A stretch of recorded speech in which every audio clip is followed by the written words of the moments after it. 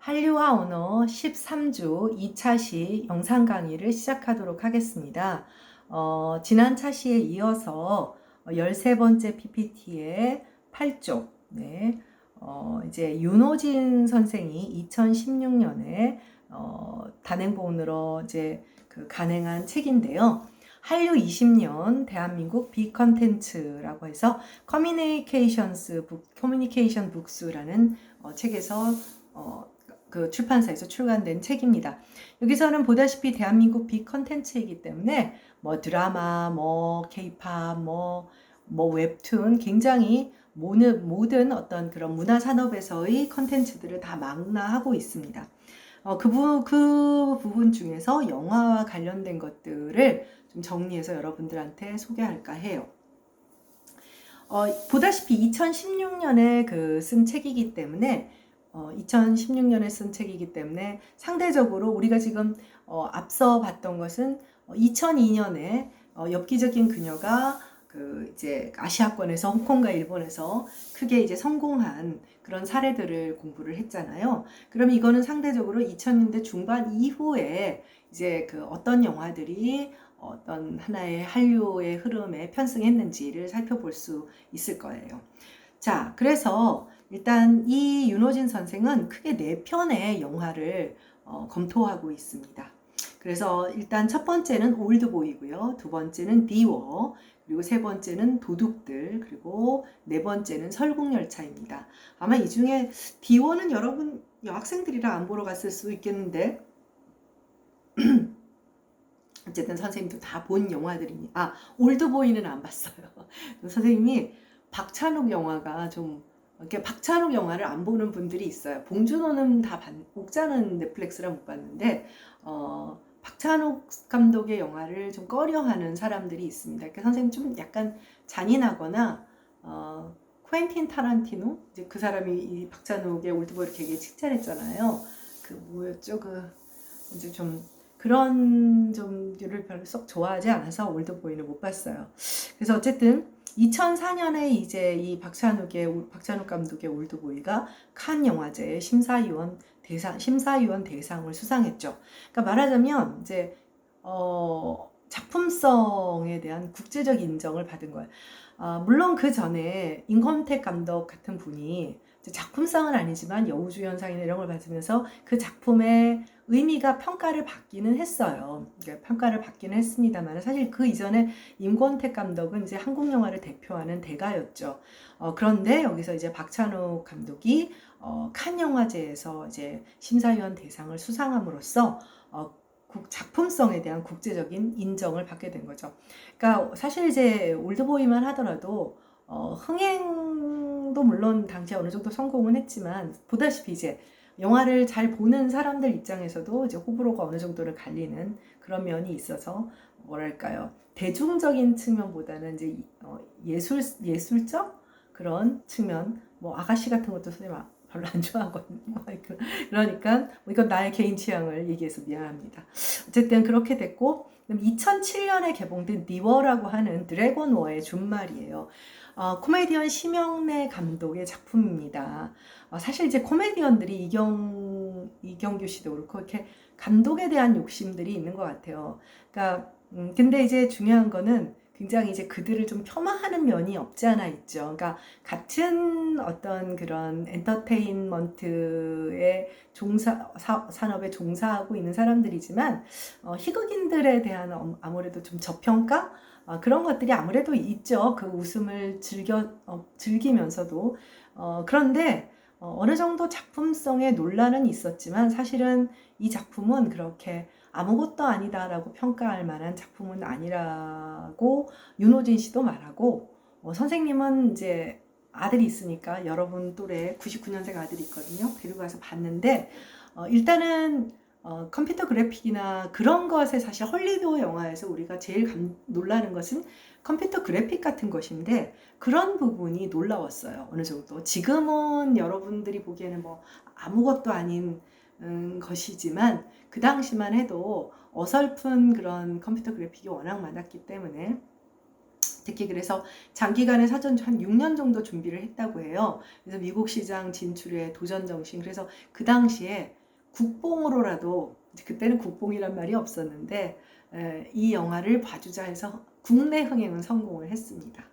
그 다음에 2012년 선생님이 이걸 봤는데 그때 그 무렵이 엄청 바빴는지 잘 기억이 안 나는데 이게 아시아에서 크게 인기를 얻었다고 하더라고요. 이제 그 오션스 11이라고 해서 할리우드 영화에 왜 스타들이 쫙 나오는 그런 걸로 조금 약간 뭐 좀 약간 그런 카피한 거 아닌가 이런 느낌도 조금 들었었는데 어찌되었건 간에 2012년에 이 도둑들이 엄청난 그 인기를 얻었다고 합니다. 그런 측면에서 참 전지현이 대단하기도 해요.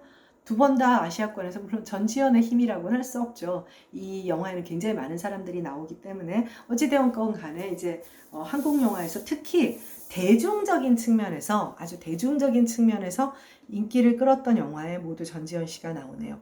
그 다음에 드디어 2013년에 그 봉준호 감독의 설국열차입니다. 설국열차 선생님도 봤어요. 그래서 특히 이제 기생충 이전에 사상 최대의 해외 수출 성과를 올렸어요. 그러니까 이게 여러분들이 알아둬야 할 것은 뒤에서도 얘기하겠지만 우리가 천만 영화라고 얘기를 하잖아요. 천만 영화를 얘기했을 때 천만 영화라고 해서 다 해외 수출에 해외에서 한류로서 성공하는 영화가 되는 것은 아니에요. 여기에는 우리가 지난 시간에 배웠던 문화 할인율이라는 것이 있죠. 문화 할인율. 자, 예를 들면 명랑은 크게 성공을 했어요. 명랑은 크게 성공을 했지만 자, 이게 일본에 팔릴까요? 안 팔리죠. 그러니까 굉장히 또 국제 시장도 비슷해요. 그리고 특히 이제 여러분들이 알아둬야 할 것은 뭐냐면 해외에서 많이 팔렸다 하더라도 국제 시장이나 명랑 같은 경우는 미국에서 많이 이제 봤다 하더라도 주로 뭐냐면 재미교포일 가능성도 있어요. 그러니까 순수 외국인들이 이것을 선호해야 되는 거죠. 선호해야 돼서 그때 이제 문화 할인율 지난번에 배웠다시피 명랑이나 국제시장 같은 경우는 특수한 한국적 상황이 굉장히 너무 그 배경이 되어 있으니까 그것을 공감할 만한 한국의 역사에 대한 이해를 갖고 있거나 아니면 한국의 역사와 비슷한 상황을 경험한 사람들에게만 이제 그 영화가 의미가 있게 되니까 상대적으로 도둑들이나 엽기적인 그녀 또 이런 것들과는 차원이 다르죠. 그런 건 누구나 다 이제 도둑들은 이제 뭐 내용이 뻔하잖아요. 그러니까 할리우드 영화 스타일로 나온 것이니까. 설국열차 같은 경우는 이제 드디어 이제 작가주의 감독 가운데 그 이전에 홍상수라든지 뭐 또 이런 뭐 김기덕이라든지 사실 몇만밖에 보지 않는 한국에서도 그렇고 그러니까 예술 영화로서 이제 소수의 사람들이 향유하던 그런 상황을 넘어서게 된 작가주의 감독이 이제 봉준호죠. 그러니까 여러분도 알다시피 이제 SNS가 발달하면서 유튜브를 통해서 괴물이라든지 뭐 봉준호 감독의 뭐 프란다스의 개 또 뭐 이런 몇 편 이 사람 거 봤더니 재밌는데 하면서 이제 특히 봉준호 씨는 재미교포가 아닌 이제 외국인들에게도 알려지는 작가가 된 거죠. 그러니까 여러분들에게 재밌는 게 뭐냐면 드라마는 드라마 연출가 여러분들 이제 뭐 굉장히 히트한 경우는 알지만 크게 부각이 되지 않지만 영화는 사실은 감독이 굉장히 이제 스타성을 갖는 감독이 영화에 예를 들면 여러분들 뭐 히치콕이라든지 일본 영화의 뭐 구로자와 아키라든지 뭐 이런 그러니까 감독이 스타성을 갖게 되는 이걸 먼저 감독을 스타라고는 스타 감독이라고는 안 하고 작가주의 감독 그러면서 팬덤이라고 해야 되나요? 팬덤이라고 하지만 이제 그 감독의 작품은 이제 선호하게 돼. 근데 드라마도 이제 요즘에 와서는 최근에는 이제 한류 붐을 얻게 되고 이제 그 드라마 시장이 좀 더 커지면서 작가가 누구냐, 그다음에 연출자가 누구냐, 특히 요즘은 드라마 작가가 누구냐라고 하는 스타 작가들이 되게 그 어떤 말하자면 시청자를 끌어들이는 데 이렇게 중요한 역할을 하게 되는 거죠. 근데 영화는 그런 속성이 훨씬 더 크게 드러난다고 합니다. 네, 그래서 이번 차시에는 이런 영화들을 한 편씩 살펴보도록 하겠습니다. 여러분들이 어린 시절에 못 봤다 하더라도 아마 뭐 이제 그 OTT를 이용해서 아마 이렇게 다 본 그런 영화가 아닐까 싶어요. 올드보이는 칸을 열관시킨 박찬욱표 복수극이다. 이렇게 얘기를 했습니다.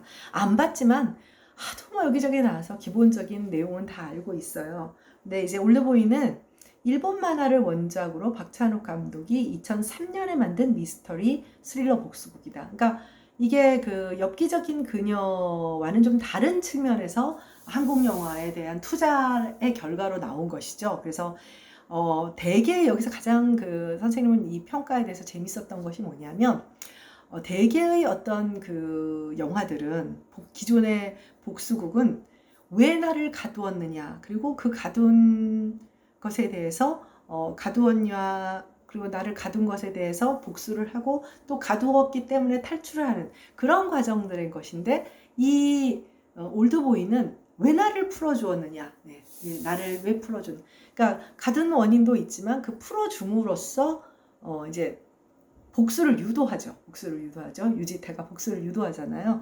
그러니까 이게 사실 플롯이, 스토리텔링의 방식이 기존의 방식과는 전혀 다른 그런, 그러니까 뭐 잔인한 뭐 장돌이 액션이나 뭐 이런 것을 떠나서 스토리를 풀어나가는 방식의 참신함이 굉장히 신선했던 것이라고 할 수가 있다고 합니다. 네, 그래서 이 영화는 2004년 57회 칸 국제영화제에서 심사위원 대상을 수상했고 대종상에서 이제 여러 가지 상을 휩쓸게 되었습니다. 올드보이는 그 외에도 여러 이제 해외 상들도 이제 우리가 뭐 이제 그 이름들을 다 열거할 수 없는 그런 소소한 상들도 많이 받았고, 이제 올드보이에서 이제 우리나라 영화도 이제 뭐랄까 어떤 인정을 받는다, 작품성으로 인정을 받는다. 이렇게 되는 그런 계기가 되었다고 할 수가 있어요. 박찬욱 감독 중에 유일하게 본 것이 선생님이 그러니까 그러니까 처음부터 끝까지 진지하게 본 게 이제 공동경비고의 JSA 이영애 씨와 이병헌, 그 다음에 송강호 이렇게 세 배우가 나오는 건데 아주 재밌게 잘 만든 그런 작품이었어요. 그래서 이후에 박찬욱의 복수 3부작이라고 하는 복수는 나의 것, 올드보이, 친절한 금자씨까지 이제 자신의 이제 색깔을 나타내는, 그래서 이제 전형적인 이제 작가주의 감독으로 이제 해외에까지 널리 알려지는 그런 감독이 되었고, 그의 작품은 이제 덩달아서 이제 일종의 뭐랄까요, 팬덤까지는 아니더라도 열혈 추종자들이 만들어지게 되죠. 올드보이의 칸 영화제 수상 이후 유럽과 북미 지역 영화 비평가들과 영화 애호가들 사이에서 이거 뭐지? 그러면서 한국 영화에 대한 관심이 생기게 되었죠. 그러니까 사실은 여기에는 한국 대중문화, 기존의 한류라고 하는 것들의 배경도 부정을 할 수가 없습니다. 네. 그래서 이전에 임권택 감독의 작품들, 뭐 시바지라든지 치화선 등이 수상을 한 사례는 있지만 이렇게 큰 상을 받은 것은 아니고요. 네. 그전에는 어떠냐면 여러분들도 보다시피 한국 전통의 어떤 것을 알려서 이제 하려고 한 거예요. 반면에 올드보이는 그게 아니죠. 네. 그건 아니죠. 그러니까 말하자면 전통을 알리려고 하면 뭐 가장 한국적인 것이 세계적인 것이다 이런 얘기를 괜히 많이 들어봤겠지만 문화 할인율이 생기는데 복수국은 문화 할인율이 생길 수가 없죠. 네. 지구상의 어떤 곳에나 복수는 존재하니까요. 네. 그래서 그런 측면에서 이 올드보이라는 작품은 이제 어찌 보면 여러분이 알아둬야 할 것은 박찬욱 씨가 박찬욱 감독이 봉준호 감독의 작품들에 제작 투자를 한단 말이에요. 사실 이제 말하자면 어떻게 보면 봉준호 감독이 이만큼 큰 업적을 내는데 또 박찬욱 감독이 문을 열어준 것이라고 할 수도 있겠죠. 네, 다음 페이지로 가도록 하겠습니다. 그래서 여기 이제 뭐 여러분들이 잘 아는 포스터를 소개했고, 포스터 중에 왼쪽 아마 본 기억이 있을 거예요. 이게 2013년에, 아이고 10년이나 지나가지고 미국판 올드보이가 리메이크 되었어요. 근데 배우들도 좀 선생님 그 리메이크판에 대한 평가가 기사로 접했었는데 전반적으로 그닥 좋지 않았다고 하더라고요. 그래서 뭐 리메이크가 성공하기가 쉽지는 않습니다만은 어찌되었건 간에 이제 그 리메이크가 돼서 그 리메이크 표지도 여러분들한테 한번 보여주려고 소개를 했고요. 뭐 여기 여러 가지 상 받은 거, 예, 그리고 일본 만화가 원작이라는 것, 네, 그럼 참 일본 만화 특유의 그런 어둡고 침침한 그런 것들이 좀 있기는 해요. 네, 다음 페이지로 가도록 하겠습니다. 자, 디워라고 하는 영화, 이제 혹시 여학생들이라 이거 재미없어서 안 봤을 수도 있는데, 미국을 겨냥한 B급 SF 프로젝트다. 네. 그래서 디워는, 여기서는 디워라고 되어 있지만, 다음 페이지로 가보면, 디워라고도 되지만, 여기 보면, 선생님이 잘못 썼네. 드래곤어, D, 하이픈 워로 써야 되는 거네요. 드래곤 월스의 준말이에요. 그래서 예, 여기 뒤에 그림 있는 데는 다음 페이지 12쪽에는 제대로 써놓고 거기는 왜 관형사를 썼을까요? 관사를 썼을까요? 네, D워입니다. D 하이픈 월, 드래곤 월스. 네. 그래서 2007년에 이제 만들어진 영화입니다. 심영래 감독이 2007년에 개봉한 것이고 6년을 투자를 한 그 CG 컴퓨터 그래픽에 굉장한 공을 들였죠. 이런 어떤 SF 그 판타지물은 당연히 컴퓨터 그래픽이 너무 중요하잖아요. 지금은 뭐 한국의 컴퓨터 그래픽이 뭐 한국 야구에서 그 여러분들 야구 좋아하는지 모르겠지만 타자들의 스윙 동작이나 뭐 투수의 투구 동작을 360도 회전해서 보여주는 걸 보고 미국의 그 ESPN에서 송출되는 그 영상을 보고 이제 그 미국의 그 MLB 그 팬들이 아주 환호를 한답니다. 요즘 뭐 한국의 CG 기술은 뭐 어마어마한 것 같은데 그 당시만 해도 지금 한 10년도, 한 3년 전이잖아요. 그러니까 그 당시만 해도 그렇지가 못했다고 해요. 그리고 여기 보면 그 배우가 다음 페이지에 나오는데 뭐 그래도 나름대로 이제 한국에서는 많이 인지도가 없지만 미국 내 드라마라든지 이런 데 주연급으로 활동을 하고 있는 그런 배우들과 스태프들이 참여를 한 글로벌 프로젝트였어요. 사실 대단한 거거든요. 대단한 건데 이제 감독이 심영래라는 것이 더 좋은 평가를 못 받았던 거 아닌가 이런 얘기들을 많이 합니다. 그래서 2007년 9월 이제 북미 전역에서 개봉됐어요. 그걸 목표로 했기 때문에요.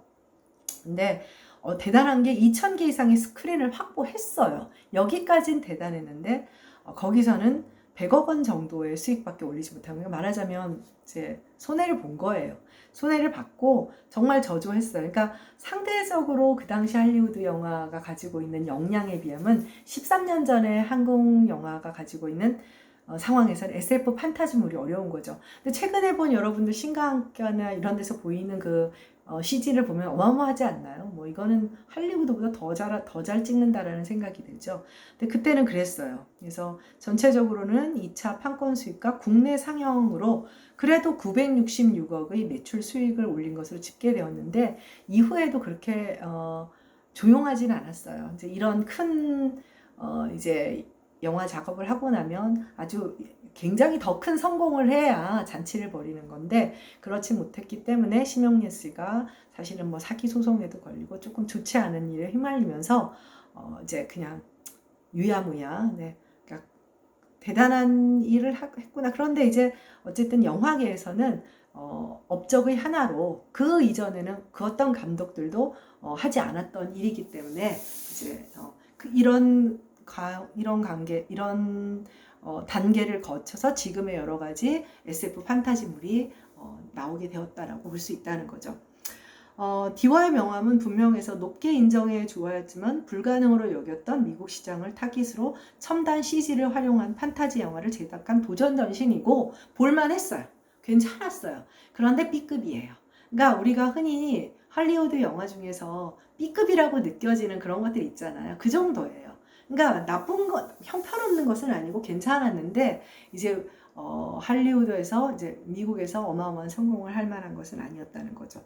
특히 이제 스토리 전개가 좀 애매했고 볼거리는 그래도 괜찮은데 부족했고 네 어쨌든 심영래 감독 이제의 뚝심을 인정해 줄 만하다. 네 다음 페이지로 가겠습니다. 그래서 정말 뭐 볼만했어요. 네, 볼만했고 그리고 재밌는 게 뭐냐면 이게 지금 그냥 드래곤이 아니라 이묵이라니까요. 네, 그러니까 한국형 어떤 그런 용들이 등장을 하고 그 뭐 불악한 뭐 이렇게 그 용들의 이름이나 이런 것들도 특이하고 재밌었고 그 다음에 용들의 형상 같은 것도 참 잘 만들었었는데 미국 사람들이 보기에는 이런 거 너무 좀 그랬던 거죠. 네, 그래서 그 한국적 소재를 이용했다는 게 재밌었고 그래서 보면 국내에서는 심영래의 도전에 박수를 치며 첫날 43만 명의 관객을 동원하면서 2007년 한국 영화 개봉작 중 최고의 오프닝 스코어가 됐어요. 이게 왜 그러냐면 이제 애국심으로 가서 본다라고 하는 밀어주자. 또 심영래가 이 여러분들한테는 너무 멀고 먼 옛날 개그맨이지만 그 전설적인 개그맨이었기 때문에 네, 그래서 결과적으로는 친구라고 하는 그 영화 여러분 알 거예요. 장동건하고 나오는 818만을 제치고 역대 한국 영화 흥행 순위 5위에 이제 그 시절에 그 2007년 기준으로 2008년에 카운팅을 했어요. 기준으로 그렇게 올랐고 총 관객 수는 863만 명 이렇게 되었습니다. 그러니까 뭐 상당한 업적을 이룬 것이라고 할 수가 있죠. 네, 근데 이게 워낙 투자가 많이 들어가서 이것만으로는 어림없었나 봐요. 다음 페이지로 가겠습니다. 네, 도둑들, 최동훈 특유의 감각적 범죄 오락극이라고 해서 한국 영화 중 6번째로 1000만 관객을 돌파했고, 당연히 이제 국내에서는 흥행 돌풍을 일으키고 홍콩과 대만, 타이완 등 이제 수출되어 영화 한류의 위상을 이제 그때 굉장히 아시아권 전역에서 큰 히트를 쳤다고 해요. 김수현도 나오고 워낙 배우들이 많이 나오고 또 이 최동훈 감독은 모든 작품들이 작품성과 대중성을 다 가지고 있다. 그러니까 우리가 이제 상대적으로 봉준호 감독이 좀 더 작품성에 더 치중해 있다면 그렇다고 해도 대중성이 어느 정도 있죠. 선생님 같은 사람도 보는데 그런 반면에 박찬욱 감독은 좀 더 작품성이나 예술성 쪽에 더 치우친 사람이 아닌가. 뭐 이건 선생님의 좀 문외한적인 평가라고 할 수가 있어요. 상대적으로 최동훈 감독은 충무로에서의 평판은 50대 50을 잘하는 그런 감독이다라고 평가를 받는다고 합니다. 그 어떤 그 밸런스를 잘 맞추는 드문 감독이다. 그래서 범죄의 재구성 이라든지 타짜, 또 전우치, 아마 지금 여러분들 제목만 봐도 이거 다 재밌는 영화였는데 뭔가 신선한 영화인데라고 하는 오락물로서의 그런 가치도 크게 평가받을 만한 그런 작품들을 많이 만들었죠. 네, 그래서 충무로의 1급 오락영화다. 1급 오락영화다라는 평가를 받았습니다. 네.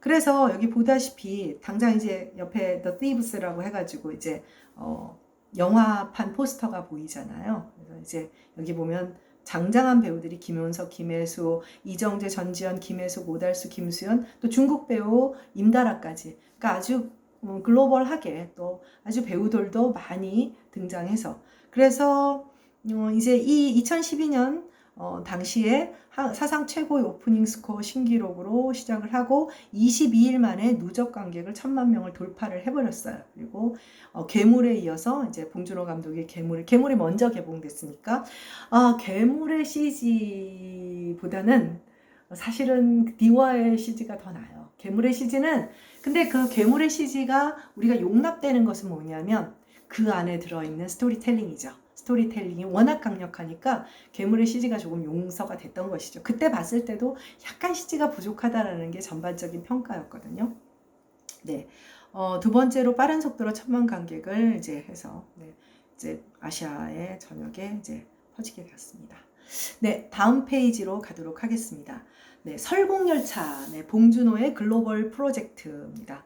2014년 프랑스 만화를 원작으로 450억이라고 하는 어마어마한 제작비가 들어갑니다. 일단은 캡틴 아메리카가 주인공으로 나오잖아요. 배우들도 짱짱하고 일단 뭐 그 출연료도 대단했을 텐데 여기에 박찬욱이 제작에 참여를 하게 됩니다.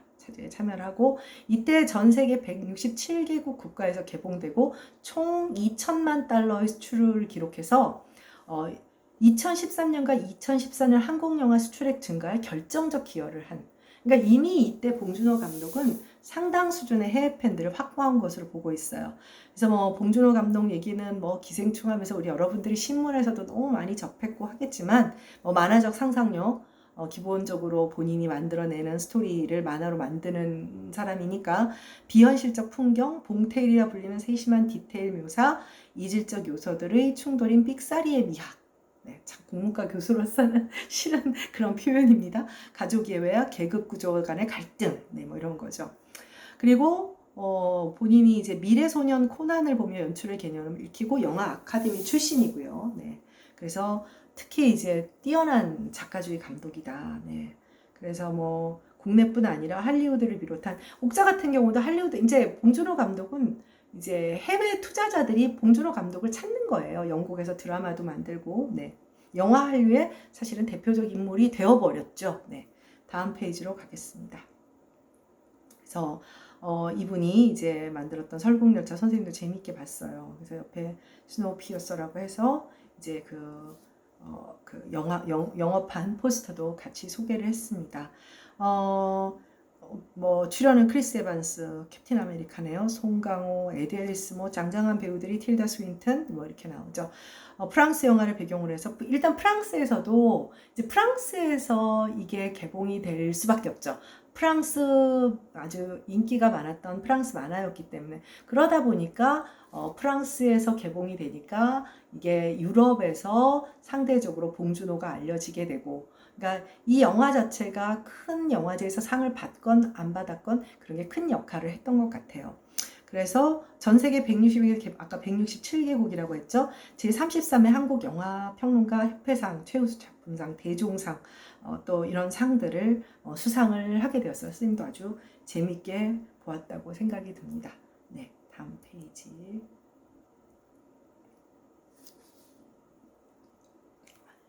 네. 이게 여기가 좀 여기서 여기까지가 그 방금 이제 그 윤호진 씨였죠. 윤호진 선생의 그 윤호진 선생의 책에서 이제 발췌해서 여러분들한테 소개한 것이 여기서 끝났기 때문에 좀 2차 시수업은 조금 짧게 끝내도록 하겠습니다. 네, 수고했습니다.